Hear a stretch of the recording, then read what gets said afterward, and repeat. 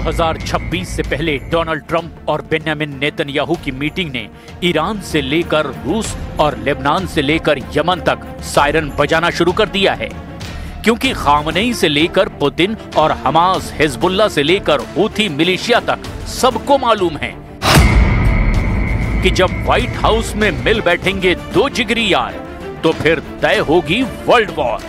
29 दिसंबर को इजराइल के प्रधानमंत्री बेंजामिन नेतन्याहू अमेरिका के दौरे पर होंगे और इस दौरान उनकी डोनाल्ड ट्रंप से मीटिंग फाइनल हो चुकी है। जब यूक्रेन युद्ध का आखिरी फैसला करीब नजर आ रहा है और ज़ेलेंस्की पर सरेंडर का खतरा मंडरा रहा है, तब गाजा में हमास के साथ युद्ध विराम करने वाला इजराइल अब लेबनान में लगातार बमबारी कर रहा है और ईरान के साथ उसकी टक्कर, या यूं कहें कि दूसरा युद्ध बहुत करीब नजर आ रहा है। ऐसे में सवाल यह है कि क्या डोनाल्ड ट्रंप और नेतन्याहू की मीटिंग में 2026 का नया फ्रंट पक्का किया जा रहा है? अब दुनिया के किस हिस्से में उसका दुश्मन जलेगा, ये सिर्फ और सिर्फ डोनाल्ड ट्रंप और बेंजामिन नेतन्याहू ही जानते हैं। 29 दिसंबर को नेतन्याहू और ट्रंप के बीच मीटिंग को लेकर कई धमाकेदार कयास लगाए जा रहे हैं। क्या 2026 में गाजा के बाद वेस्ट बैंक में इजराइल का युद्ध वाला ऑपरेशन तेज होने वाला है? क्या 2026 में लेबनान और इजराइल बॉर्डर जलेगा और हिजबुल्लाह के साथ अब आर पार का युद्ध होगा? क्या 2026 में यमन बनेगा वॉर जोन और अमेरिका इजराइल मिलकर हूथी मिलिशिया को कुचल डालेंगे? क्या 2026 में ईरान इजराइल की जंग फिर शुरू होगी और नेतन्याहू इसी के लिए सबसे सीक्रेट मीटिंग करने अमेरिका जाने वाले हैं? So now opportunities for peace are there. We tend to exploit them. I'm going to discuss them with President Trump when I meet him later on this month. Donald Trump और युद्ध खत्म करने वाला उनका जुनून और उसका नतीजा दुनिया लगातार देख रही है। वो यूक्रेन के युद्ध को खत्म करने में पूरी तरह नाकाम रहे। 2026 में भी यूक्रेन की जंग जारी रहेगी, इसके सबूत बनकर नए नए वीडियो रोज सामने आ रहे हैं। गाजा में युद्ध विराम वाले दावों के बीच ताबड़तोड़ फायरिंग कर रहे ये लोग हमास के विरोधी लड़ाका ग्रुप हैं। ये गाजा के उस हिस्से में आराम से ऑपरेट कर रहे हैं जहां इजराइल का कब्जा अब भी बना हुआ है। इस लड़ाका ग्रुप ने आखिरी दम तक हमास से लड़ने की कसम खाई है और यही लड़ाका ग्रुप अब हमास को खत्म करने के बाद खुद गाजा पर हुकूमत करना चाहता है। सबसे खास बात यह है कि इजराइल इस लड़ाका ग्रुप का समर्थन कर रहा है। ये बात नेतन्याहू ने जून 2025 में ही बता दी थी, लेकिन हमास को पूरी तरह रोकने में फेल रहे इजराइल ने अब उसके दुश्मन ग्रुप का साथ देने का फैसला किया है। हालांकि हमास ने इस ग्रुप के लीडर यासुर अबी शबाब को पहले ही खत्म कर दिया है, यानी हमास ने नेतन्याहू के प्लान बी को तगड़ा झटका दिया है। अब इस लड़ाका ग्रुप का सरगना बना है गसान दुही ने और उसने कसम खाई है कि हमास को खत्म करके ही दम लेगा। ما بعد وقف إطلاق النار لأنه حماس كانت تدعي إنه إحنا ميليشيات أو عصابات تعمل مع الجيش الإسرائيلي أثناء الحرب. اليوم إحنا بنقول لا، إحنا مش ميليشيات، إحنا قوة عسكرية متواجدة على الأرض.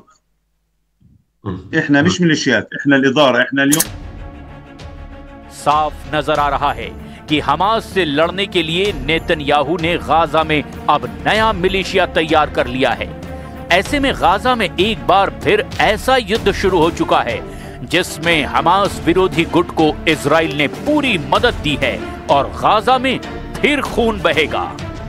इसमें कोई शक नहीं कि ट्रंप और नेतन्याहू की मीटिंग में गाजा, यमन, सीरिया, लेबनान और ईरान सब बर्बाद होगी। लेकिन बड़ा सवाल ये है कि नेतन्याहू का अगला हमला कहां होगा, क्योंकि नेतन्याहू बार बार ये कसम खा रहे हैं कि जब तक इजराइल के दुश्मनों को खत्म नहीं कर लेंगे वो खामोश नहीं बैठेंगे।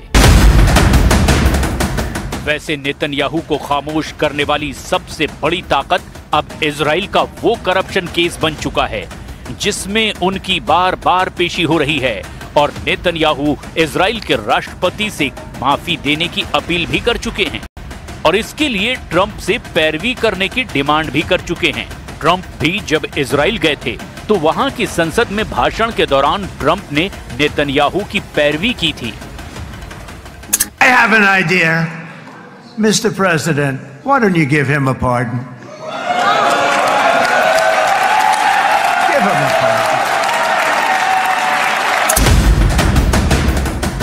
ट्रंप ये भी जानते हैं कि इजराइल की पब्लिक में नेतन्याहू को लेकर गुस्सा भरा हुआ है और उनके भ्रष्टाचार के केस को लेकर इजराइल की जनता लगातार प्रदर्शन करती आ रही है। इसीलिए ट्रंप नेतन्याहू को बचाने के लिए औपचारिक रूप से दखल देंगे, ये देखना दिलचस्प होगा।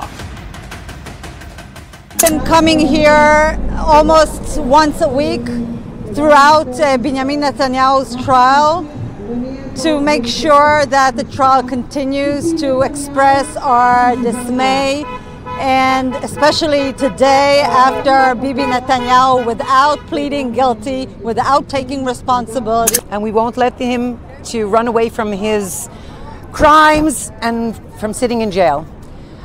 We know that Trump is asked to exonerate him, but Trump is not an Israeli. We have a legal system, and according to our legal system, there is no such thing as requesting to cancel your files in the courts.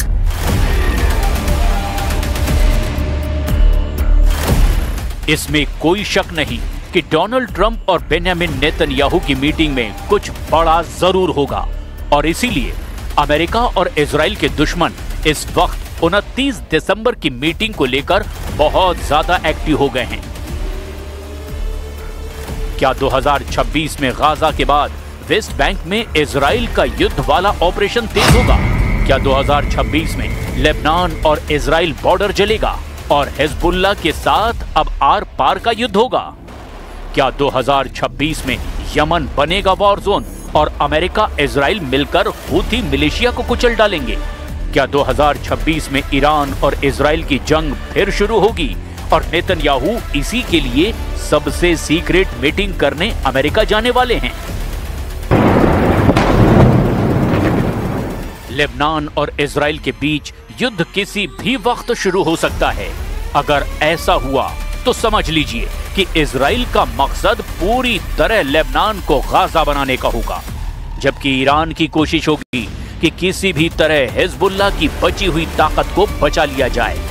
इसीलिए Lebanon के साथ साथ Israel में Iran के साथ युद्ध का भी सायरन लगातार बज रहा है, और नेतन्याहू बार बार बता रहे हैं कि इजराइल को कोई हरा नहीं पाएगा, चाहे जितना भी दम लगा ले। What we will always insist upon is that the sovereign power of security from the Jordan River, which is right here, to the Mediterranean Sea, which is right there, that will always remain in Israel's.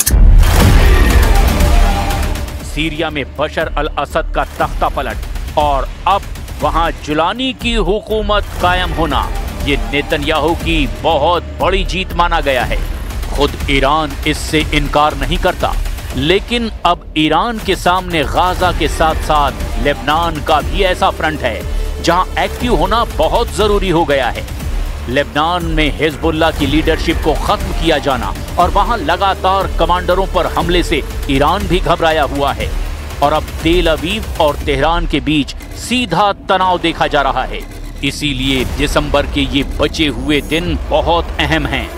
इस दुनिया में किसी ना किसी कोने में या तो युद्ध के हालात बने हुए हैं या फिर ऐसा तनाव बना हुआ है जो किसी भी वक्त युद्ध में तब्दील हो सकता है, और ये खतरा वहां लगातार मंडरा रहा है। 29 दिसंबर को नेतन्याहू और ट्रंप जब मिलेंगे तो 2026 को लेकर बहुत सी तस्वीर साफ होगी, और इस पर पुतिन के साथ साथ खामनेई की सबसे तीखी नजर बनी रहेगी।